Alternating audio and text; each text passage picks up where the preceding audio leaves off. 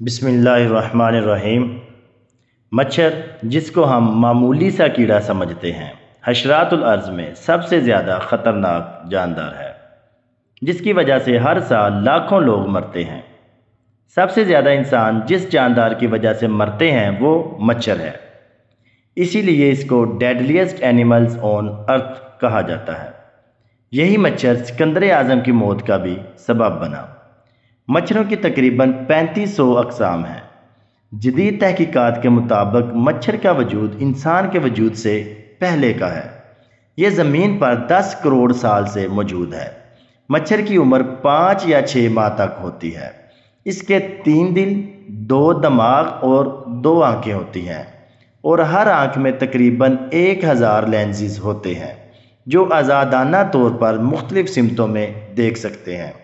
مچھر 1 سیکنڈ میں 1000 مرتبہ اپنے پر مارتا ہے۔ اس کے باوجود وہ 1 گھنٹے میں صرف 1 سے 1.5 میل کا فاصلہ طے کرتا ہے۔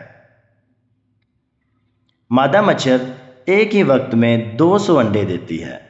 مچھروں میں سب سے زیادہ خاص بات ان کے خون چوسنے کا طریقہ ہے۔ مچھر کے منہ میں 6 سوئیاں ہوتی ہیں، جن میں سے ہر ایک کا اپنا کام ہوتا ہے، اور ان کی مدد سے وہ صرف مطلوبہ خون ہی چوستے ہیں، خراب یا غیر ضروری خون نہیں پیتے۔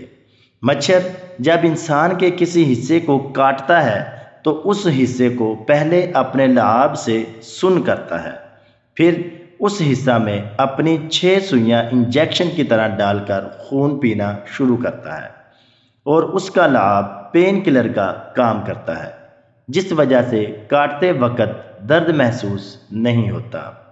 مچھر میں انتہائی حساس حرارتی ریسیپٹر ہوتا ہے، جس کی مدد سے کسی بھی جاندار کی موجودگی اور مختلف رنگوں میں خارج شدہ حرارت کو سمجھتا ہے، اور اس حرارت کے اعتبار سے جاندار کو مچھر پہچان لیتا ہے، جس وجہ سے مچھر اندھیرے میں بھی جاندار کو پا لیتا ہے، اور جسم کے اندر خون کی نالیوں کو بھی پہچان لیتا ہے۔ انسان کا خون صرف مادہ مچھر ہی پیتے ہیں، اور یہی مادہ مچھر ہر سال لاکھوں انسان کی موت کا سبب بنتے ہیں۔